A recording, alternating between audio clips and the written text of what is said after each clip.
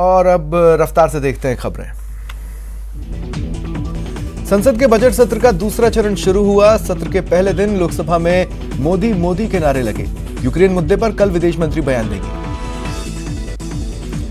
राजस्थान विधानसभा की कार्यवाही के दौरान विधानसभा में फसल बीमा के लिए कंपनियों के चयन से जुड़ा सवाल उठा। कृषि मंत्री लालचंद कटारिया ने जवाब दिया। 4 राज्यों में विधानसभा चुनाव में बीजेपी की जीत पर राजस्थान भाजपा प्रदेश अध्यक्ष सतीश पूनिया ने बताया, पीएम की लोक कल्याण नीतियों का असर जमीन पर दिखा। योगी आदित्यनाथ के कानून व्यवस्था को मजबूत करने का असर भी दिखा। राजकीय महाविद्यालय बारां में कांग्रेस नेता शरद शर्मा द्वारा महाविद्यालय के प्राचार्य और व्याख्याताओं से गाली गलौज का वीडियो वायरल है। ये पिछले सप्ताह का बताया जा रहा है। किसी छात्र के एडमिट कार्ड को लेकर कांग्रेस नेता और एनएसयूआई का जिलाध्यक्ष प्राचार्य के कमरे में व्याख्याताओं से उलझते दिख रहे हैं और महाविद्यालय के प्राचार्य और व्याख्याताओं के सामने ही उन्हें गालियां देने लगे। उपनेता प्रतिपक्ष राजेंद्र राठौड़ ने कश्मीर फाइल्स को टैक्स फ्री करने की मांग की। उन्होंने कहा, यह फिल्म कश्मीरी पंडितों के विस्थापन की पीड़ा दिखाती है। अजमेर के रामगंज थाना क्षेत्र में आपसी विवाद में दंपति ने जहर खाकर खुदकुशी कर ली। अलवर जिले में लगातार बढ़ते अपराधों को रोकने के लिए पुलिस अधिकारी रात में पुलिस की सुरक्षा व्यवस्था को चेकिंग करने के लिए सड़कों पर निकल पड़े। एसपी समेत सभी एएसपी और डीएसपी ने औचक निरीक्षण किया।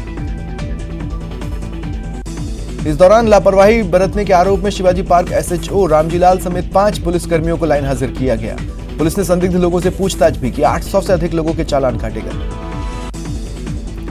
जोधपुर के थाना देचू हल्का क्षेत्र तेल चोरी और सरकारी केबल चोरी का पर्दाफाश कर 2 आरोपियों को गिरफ्तार किया गया। बारां के बापचा थाना क्षेत्र में बिना मुंडेर वाले कुएं में 2 लोगों के शव मिले। इनकी शिनाख्त हो चुकी है। बाड़मेर के ग्रामीण थाना क्षेत्र के दूदाबेरी गांव में गैंगरेप के आरोपियों से मिल रही धमकियों से आहत एक अधेड़ ने टाके में कूदकर आत्महत्या कर ली। ग्रामीण थाना पुलिस मौके पर पहुंची और मौका मुआयना किया। सुजानगढ़ में पानी की टंकी पर एक शख्स ने फांसी लगाकर आत्महत्या कर ली। मृतक के पास से सुसाइड नोट मिला है, जिसमें उसने 3 लोगों पर उसे और उसके परिवार को बदनाम करने का आरोप लगाया है। प्रतापगढ़ की हथुनिया थाना पुलिस ने एमडी मादक पदार्थ के साथ 2 आरोपियों को गिरफ्तार किया। भरतपुर के चिकसाना थाना क्षेत्र के गांव जाटोली रतवान में मामूली कहासुनी को लेकर 2 पक्षों में विवाद हुआ। एक पक्ष के युवक ने दूसरे पक्ष के युवक पर फायरिंग कर दी। युवक गंभीर रूप से घायल है। उदयपुर के गोगुंदा थाना क्षेत्र में बीती रात मेघवाल कॉलोनी में बदमाशों ने घर के बाहर खड़ी एक बाइक को आग के हवाले कर दिया। बाइक में आग लगने की भनक लगते ही ग्रामीणों ने आग पर काबू पाया। बाइक जलकर पूरी तरह राख हो गई। कोटा के रामपुरा थाने के बाहर देर रात लोगों ने हंगामा किया। पुलिस पर बेवजह परेशान करने और अनावश्यक चालान बनाने का आरोप लगाते हुए ग्रामीणों समेत कांग्रेसी कार्यकर्ताओं ने रैली निकाली और धरना दिया। कोटा के नयापुरा पुलिया पर एक बार फिर हादसा हुआ।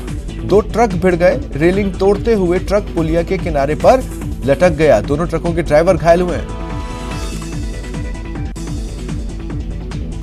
राजसमंद में एक मकान में पशुओं के लिए बनाई गई टापरी में आग लग गई। परिवारजनों में अफरा तफरी मची। आग से भैंस के 2 पाड़े भी झुलस गए। जालोर के सांचौर में मानवता को शर्मसार करने वाला मामला सामने आया। सिर्फ 20 घंटे की नवजात बच्ची को उसके परिजन खाली पड़ी बस में छोड़कर चले गए। सांचौर से 3 किलोमीटर बस चलने के बाद नवजात के रोने पर यात्रियों ने सूचना पुलिस को दी। नवजात को अस्पताल में भर्ती करवाया गया, लेकिन लोगों ने बेबी किट के आधार पर अस्पताल और परिजनों का पता लगा लिया। जिसके बाद दंपति ने पुलिस से कहा, गलती से बच्ची छूट गई। बस्सी में हाईवे पर चारे से भरा ओवरलोडेड ट्रक पलट गया। किसी के हताहत होने की खबर नहीं। बीजेपी ने संपूर्ण कर्ज माफी की मांग को लेकर प्रदेश सरकार के खिलाफ दौसा कलेक्ट्रेट पर प्रदर्शन किया। सर्वेक्षण को लेकर नगर निगम हेरिटेज अपनी तैयारियों में जुटा है। आज निगम की ओर से 30 नए हुपर विभिन्न वार्डों में रवाना किए गए। पीएचईडी मंत्री महेश जोशी ने हुपर्स को हरी झंडी दिखाई। कचरा उठाने की व्यवस्था को दुरुस्त करने के लिए इन हुपर्स में गीला और सूखा कचरा अलग अलग एकत्रित किया जाएगा। जीपीएस होने के कारण इन्हें समय रहते ट्रैक भी किया जा सकेगा। झुंझुनू के खेतड़ी इलाके में पत्थर खान में रात को बड़ा हादसा हुआ। डंपर को ले जाते समय डंपर नीचे गिरा, जिससे मौके पर ही ड्राइवर की मौत हो गई। शव को मोर्चरी में रखवाया गया। सुबह होते ही ग्रामीणों को हादसे का पता चला तो अस्पताल के आगे ग्रामीण इकट्ठा हो गए। ग्रामीणों ने बताया यह हादसा क्रशर मालिक की लापरवाही से हुआ। ग्रामीणों का कहना है परिवार को पूरा मुआवजा मिलना चाहिए क्योंकि परिवार गरीब है। उन्होंने कहा अगर खान संचालक मुआवजे की बात को नहीं मानता तो धरना प्रदर्शन शुरू किया जाएगा। उदयपुर के सूरजपुर थाना पुलिस ने दोपहिया वाहन चोरी के आरोप में 2 युवकों को गिरफ्तार किया। दोनों ने गुनाह कबूल किया, साथ ही चोरी के वाहन भी बरामद हुए। मुख्यमंत्री किसान मित्र ऊर्जा योजना से एक तरफ बिजली बिलों में धरतीपुत्रों को राहत मिली है, दूसरी ओर डिस्कॉम को भी हर महीने पेंडिंग बिलों में होने वाले विलंब से काफी हद तक छुटकारा मिला।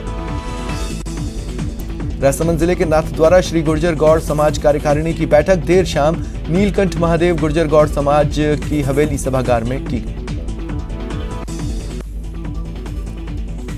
श्री गंगानगर से वाराणसी के लिए त्योहार स्पेशल ट्रेन रवाना हुई। यात्रियों ने सरकार से ट्रेन को रेगुलर करने की मांग की। चूरू में राजकीय महात्मा गांधी स्कूल में वार्षिकोत्सव समारोह मनाया गया। अध्यक्षता प्रधानाचार्य ने की। राज्यपाल कलराज मिश्र रविवार को टोंक पहुंचे। सर्किट हाउस में पुलिस जवानों ने उन्हें गार्ड ऑफ ऑनर दिया। कोटा में महिला क्लब सेवा संस्थान ने फाग उत्सव आयोजित किया। छोटे बच्चों ने भी प्रस्तुतियां दी और महिलाओं ने राधा कृष्ण के गीतों पर नृत्य किया। कोटा में विद्युत लाइनों के रखरखाव के चलते शहर के दर्जनों इलाकों में बिजली गुल है। जयपुर में स्थित रविंद्र मंच ने कलाकारों को अपनी कला को दर्शकों के सामने रखने के लिए कला मेले का आयोजन किया है। इसकी जमकर तारीफ हो रही है। श्रीगंगानगर के हाकमाबाद के सरकारी विद्यालय में नशा मुक्ति जन जागृति कार्यशाला का आयोजन किया गया। कार्यशाला में नशा मुक्ति रोग विशेषज्ञों ने छात्रों और ग्रामीणों को नशे के दुष्प्रभाव की जानकारी दी। साथ ही बच्चों को नशे से दूर रहने और दूसरों को नशे से दूर रखने की शपथ दिलाई गई। गौरतलब है श्रीगंगानगर पुलिस द्वारा अवैध मादक पदार्थों के खिलाफ दुष्प्रभावों पर जन जागरूकता अभियान चलाया जा रहा है। यूक्रेन पर हमले का आज 19वां दिन है। दोनों देशों में आज चौथे दौर की बातचीत होगी। बैठक से पहले जेलेंस्की ने कहा पुतिन से सीधी बातचीत मुख्य एजेंडा रहेगा। यूक्रेन के खार्किव में भारी बमबारी जारी है। रूसी सेना के हवाई हमलों के बीच 24 में 19 इलाकों में एयर रेड अलर्ट जारी किया है। भारत और श्रीलंका के बीच बेंगलौर में टेस्ट सीरीज का दूसरा मैच खेला जा रहा है। मैच के दूसरे दिन का खेल खत्म होने तक श्रीलंका को जीत के लिए 419 रनों की जरूरत है।